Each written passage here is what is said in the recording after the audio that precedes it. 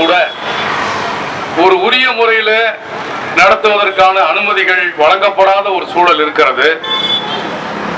நம்முடைய Marxist communist கட்சியினுடைய மாவட்ட குழுவினுடைய தலையீட்டின் பேரில், குறிப்பாக மாவட்ட செயலாளருடைய தலையீட்டின் பேரில் மாவட்ட காவல்துறை அதிகாரிகளிடம் இந்த பிரச்சனைகளை எடுத்து சொல்லி அதன் அடிப்படையில் இந்த ஆர்ப்பாட்டம் நடைபெற்றுக் கொண்டிருக்கிறது. ஏராளமான தோழர்கள் பேசுவதற்கு தகுதி வாய்ந்த, உண்மையில் பேச வேண்டிய ஒரு தேவை இருந்தாலும் கூட இந்த ஆர்ப்பாட்டத்தை ஒரு குறிப்பிட்ட நேரத்திலே நடத்தி முடிக்க வேண்டும் என்று நாம் படிக்கப்பட்டிருக்கிற காரணத்தினால் இங்கே வேறு பல தோழர்கள் பேசுவதற்கு வாய்ப்புகளை வழங்க முடியவில்லை. என்றாலும் கூட பல்வேறு அமைப்புகள் இந்த ஆர்ப்பாட்டத்தில் பங்கெடுத்துக் கொண்டிருப்பது நம்முடைய ஒரு கண்டனத்தை, நம்முடைய நோக்கத்தை, நம்முடைய விருப்பத்தை அரசு புரிந்து கொள்வதற்கு ஒரு வாய்ப்பாக அமையும் என்று நாம் கருதுகிறோம். பொதுவாக இது போன்ற சாதிய படுகொலைகள் நடைபெறுவதை தடுப்பதற்கு அல்லது இது போன்ற பிரச்சனைகள் ஏற்படுவதை தடுப்பதற்கு முறையான முன்னேற்பாடுகளை அரசு செய்ய முடியுமா என்று கேட்டால் நிச்சயமாக செய்ய முடியும். நம்முடைய நெல்லை மாவட்டத்தில் அல்லது தூத்துக்குடி மாவட்டத்தில் 1990களில் வட தென் மாவட்டங்கள் முழுவதுமே பதட்டப்படக்கூடிய விதத்திலே ஒவ்வொரு ஆண்டும் மிகச் சரியாக மே மாதத்தில் துவங்கி மே, ஜூன், ஜூலை மாதங்களில் தொடர்ச்சியாக 1995 இருந்து ஏறக்குறைய 98 வரை ஒரு 4 ஆண்டு காலம் ஒவ்வொரு ஆண்டும் ஒரு 40 முதல் 60 பேர் கொல்லப்படுகிற, படுகொலையாகிற நிகழ்ச்சிகள் தொடர்ச்சியாக நடைபெற்றது. ஆனால் 98க்கு பிறகு நிலைமையில் சில மாற்றங்கள் ஏற்பட்டு இந்த படுகொலைகள் குறைந்தது. ஆனால் கடந்த சில ஆண்டுகளாக ஏறத்தாழ 95, 96களில் நடைபெற்றதை போலவே அடுக்கடுக்காக படுகொலைகள் நடைபெறும். இன்று காலையில் கூட தூத்துக்குடி நகரத்தில் தருவைக்குளம் பகுதியில் ஒரு படுகொலை நடந்ததாக செய்திகள் வருகிறது. என்றால் இந்த தொடர் படுகொலைகளை நாம் ஆய்வு செய்து பார்க்கிற போது உண்மையில் காவல்துறை ஆய்வு செய்ய வேண்டும், உண்மையில் அரசு ஆய்வு செய்ய வேண்டும். இந்த ஆர்ப்பாட்டத்தின் வாயிலாக நாங்கள் கேட்டுக்கொள்ள விரும்புவது காவல்துறையும் அல்லது வருவாய்த்துறையும் தான் இந்த படுகொலைக்கு காரணம் என்று நாங்கள் குற்றம் சாட்ட விரும்பவில்லை. அது உண்மையான, அப்படி குற்றம் சாட்டினால் உண்மையாகவும் இருக்காது. ஆனால் தடுக்க வேண்டியவர்கள் தடுக்கவில்லை என்கிற குற்றத்தை நாங்கள் சொல்ல விரும்புகிறோம். நிச்சயமாக காவல்துறையோ வருவாய்த்துறையோ ஒவ்வொரு பகுதியாக சென்று இது போன்ற படுகொலைகளை ஏற்பாடு செய்கிறது என்று நாம் குற்றம் சாட்டவில்லை.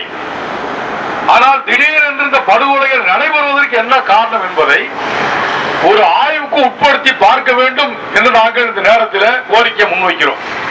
இந்த கொலைகளுக்கான காரணம் என்ன? தொடர்ச்சியாக கொலை செய்கிற தைரியம் இங்கே வருகிறது.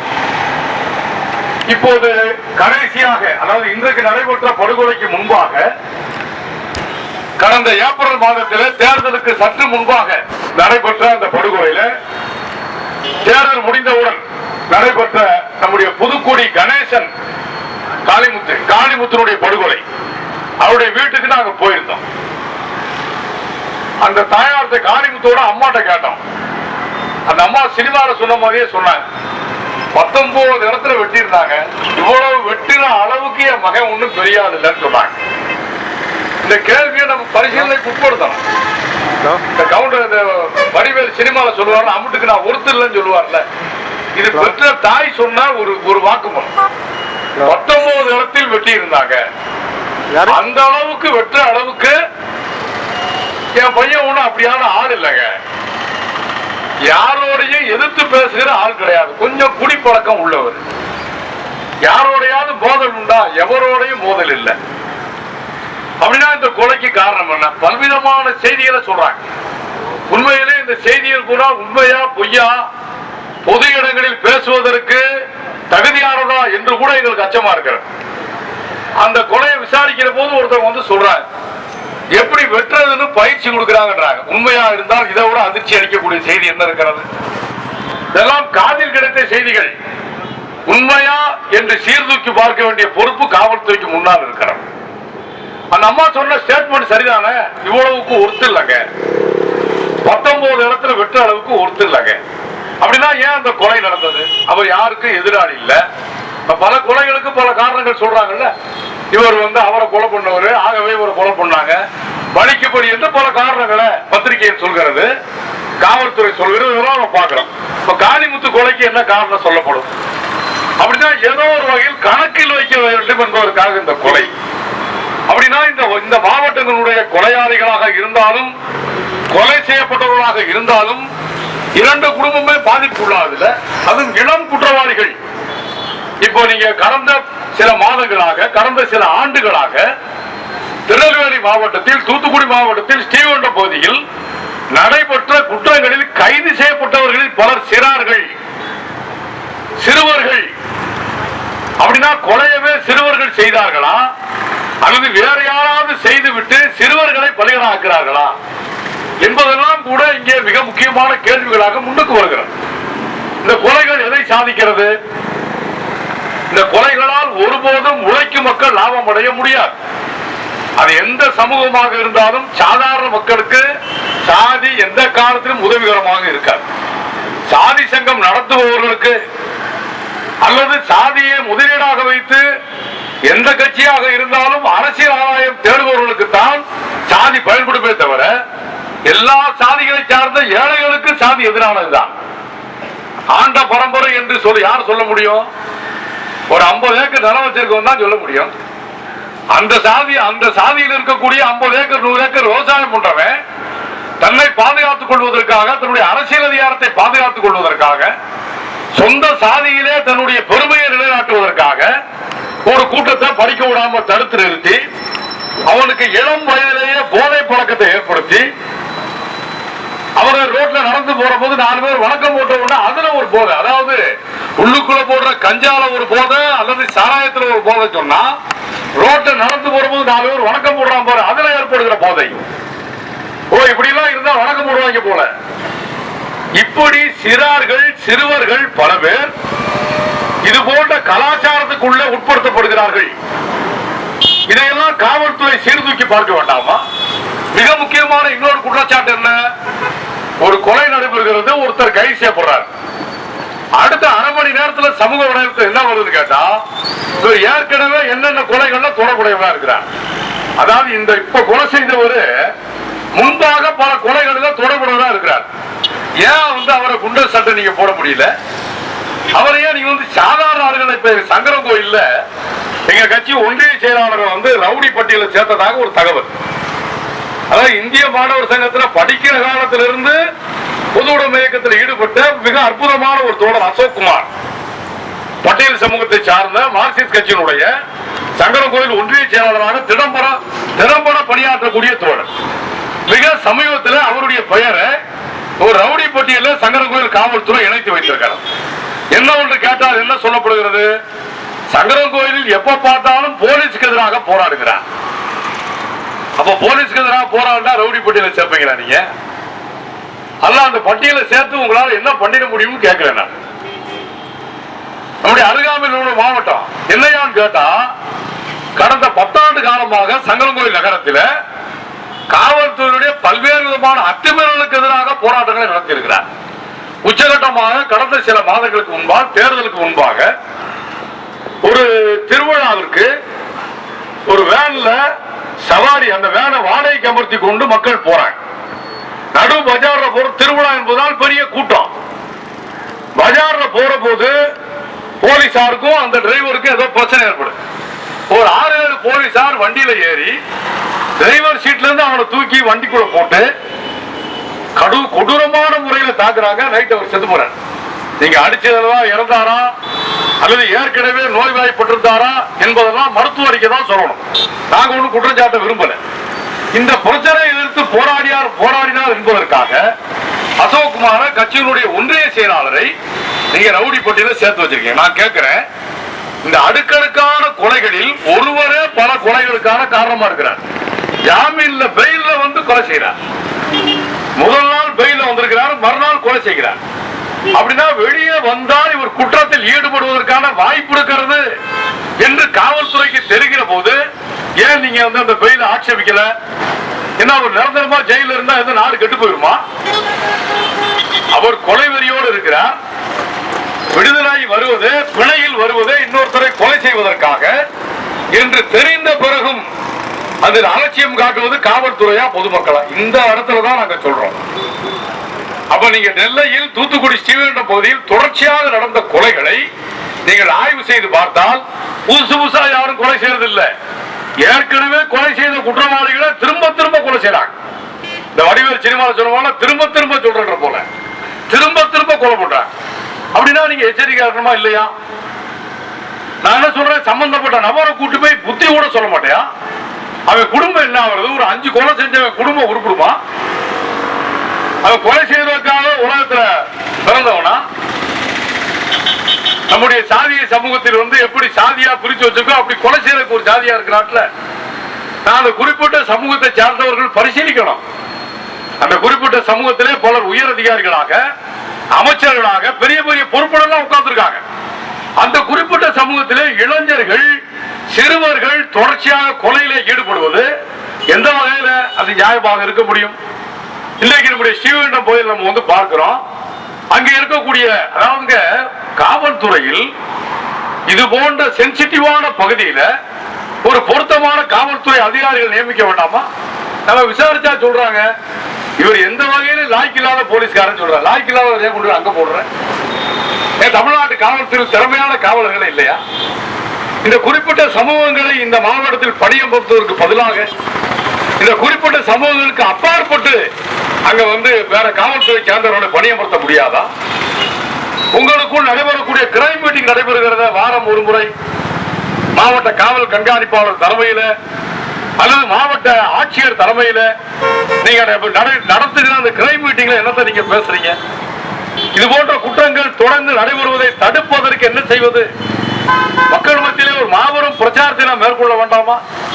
எங்களுடைய மாவட்ட செயலாளர் கூட குறிப்பிட்டார், இந்த மாவட்டத்தில் தற்போது இருக்கிற மாவட்ட காவல் கண்காணிப்பாளர் அவர்கள் சில நடவடிக்கைகளை ஓரிரு நடவடிக்கையில் அவர் சொன்னார். சாதி அடையாளம் இருப்பது போன்ற சுவர் எழுத்துக்களை அல்லது இது போன்ற மின்கம்பங்களில் தண்ணீர் குழாயில் இருக்கிற அந்த சாதி அடையாளத்தோடு இருக்கிற அந்த வண்ணங்களை சம்பந்தப்பட்ட கிராமத்திலே பேசி 200க்கு மேற்பட்ட அப்படி வண்ணங்கள் அடிக்கப்பட்டிருக்கிறது, அகற்றப்பட்டிருக்கிறது. மகிழ்ச்சி, பாராட்டுகிறோம். சாதியின் அடையாளங்கள் ஒழிக்கப்பட வேண்டும் என்கிற முறையில் இப்படிப்பட்ட நடவடிக்கைகள் மேற்கொள்வது பாராட்டுக்குரியது. ஆனால் மின்கம்பத்தில் சாதியை அழிச்சா போதுமா? அடிகுழாயில சாதியை அழிச்சா போதுமா? இந்த மாவட்டத்தில் வாழ்கிற இளைஞர்களுடைய இதயத்திலிருந்து சாதியை ஒழிக்க வேண்டாமா? கள்ளச்சாராயத்தை விட சாராயத்தோட போதை தருவது சாதி போதை. அது இன்றைக்கு தமிழ்நாட்டில், இந்தியாவில் பாரதிய ஜனதா கட்சி ஆட்சி பொறுப்புக்கு வந்த காலத்தில் இருந்து கோடிக்கணக்கான ரூபாயை முதலீடு செய்கிறார்கள் சாதி பெருமிதங்களை காப்பதற்காக. நான் பகிரங்கமாக குற்றம் சாட்டுகிறேன்.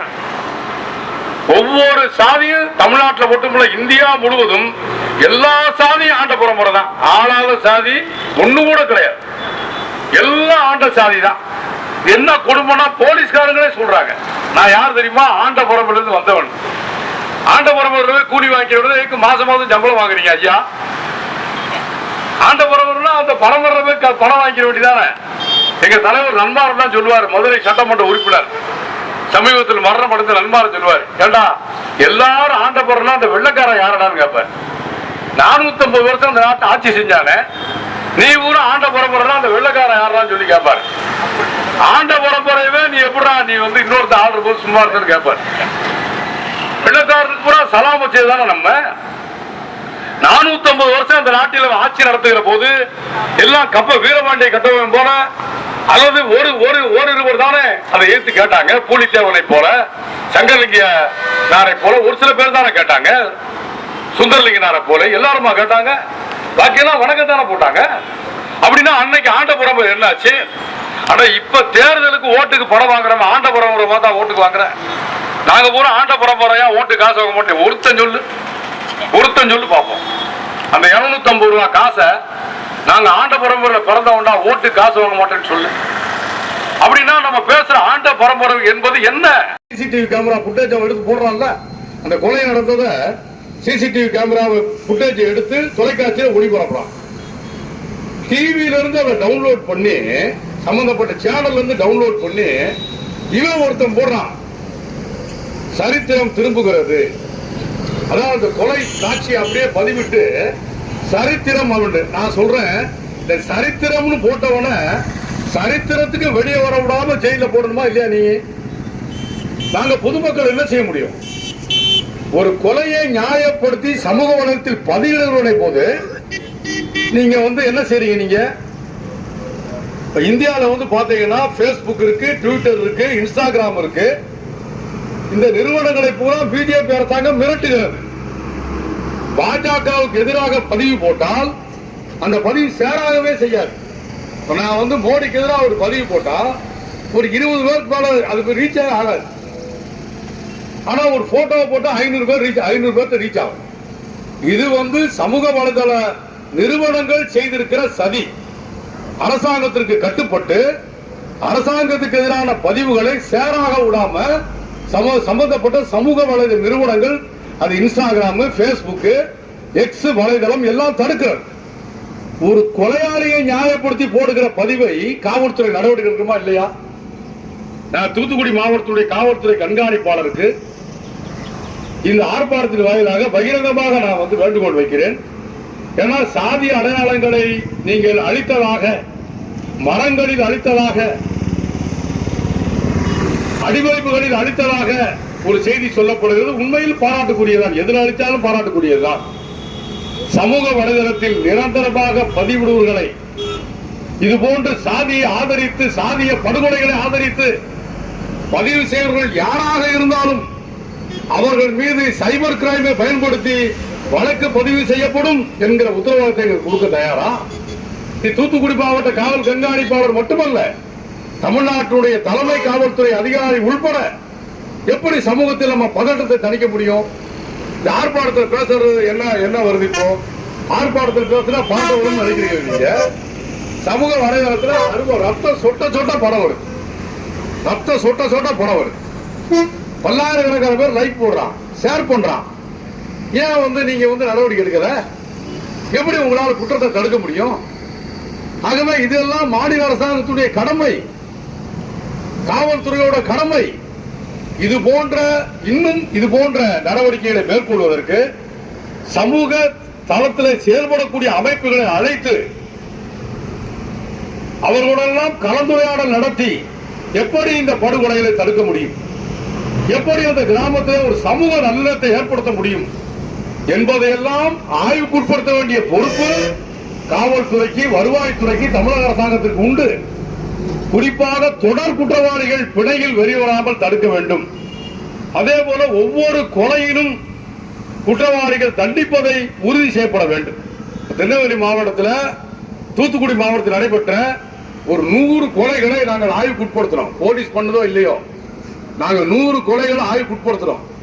விரைவில் நீதியரசர், முன்னாள் நீதியரசர் ஹரிபரந்தாமன் அல்லது முன்னாள் நீதியரசர் சந்துரு போன்றவர்களை வைத்து ஒரு பிரம்மாண்டமான பொது விசாரணை நாங்கள் நடத்த இருக்கிறோம். அந்த பொது விசாரணையுடைய நோக்கம் என்ன? இந்த 100 கொலைகளில் குற்றவாளிகள் யார்?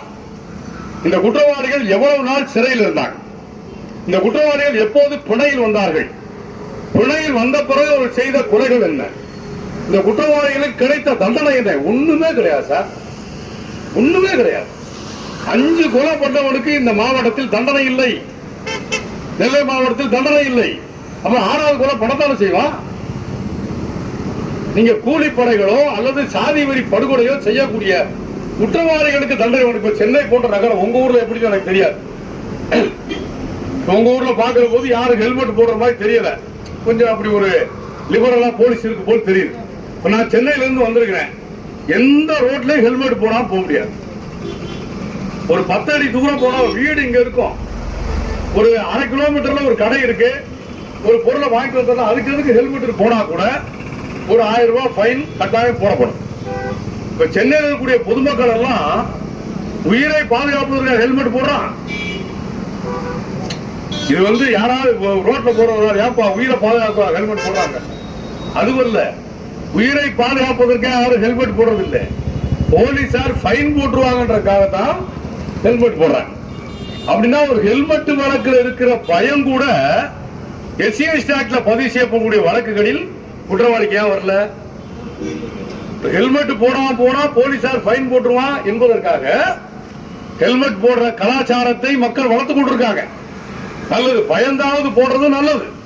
அப்படின்னா ஒரு சாதாரண அன்றாட செய்கைகளில் இருக்கிற ஒரு பயம் எஸ்சி ஆக்ட் மீது, வன்கொடுமை தடுப்பு சட்டத்தில் மீது பதிவு செய்யப்படக்கூடிய வழக்குகளில் குற்றவாளி பயம் வரலையா?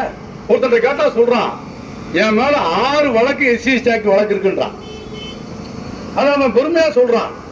ஏன்னா 6 வழக்குலயும் பெயில் கிடைக்குது, 7வது கொலைக்கு தயாராகிட்டு இருக்கான். இதையெல்லாம் தடுக்காமல் கொலைகளை தடுக்க முடியாது. இதுதான் மெய்யான காரணங்கள். அப்படிப்பட்ட முறையிலே மாவட்ட காவல் கண்காணிப்பாளர் அவர்கள், மாவட்ட ஆட்சியர் அவர்கள், தென்மண்டல ஐஜி போன்றவர்கள் இதிலே உரிய முறையிலே கவனம் செலுத்தி இது போன்ற கொலைகளை நிரந்தரமாக தடுப்பதற்கான ஏற்பாடுகளை செய்ய வேண்டும். அதே நேரத்தில் பொதுமக்களும் கூட நெல்லை மாவட்டத்துடைய, தூத்துக்குடி மாவட்டத்துடைய பாரம்பரிய பெருமைகளை பாதுகாக்கக்கூடிய விதத்தில் ஒற்றுமையை பாதுகாக்க முன்வர வேண்டும். இந்த சாதியினால் கொலை செய்தவனும் வாழவில்லை, கொலையானவனும் வாழவில்லை. 2 பேரும் பாவ அப்பாவிகள், ஏழைகள். கொலையை தூண்டுகிறவர்கள் ஏராளமான செல்வத்திலே புரள்கிறார்கள். அவர்கள் தான் தங்களை ஆண்ட புறப்பட்டு சொல்லிக் கொள்ளலாம் என்கிற முறையில இந்த மாவட்டத்திலே மாற்றங்கள் வர வேண்டும். இது ஏதோ கம்யூனிஸ்ட் கட்சியோட வேலை மட்டுமல்ல.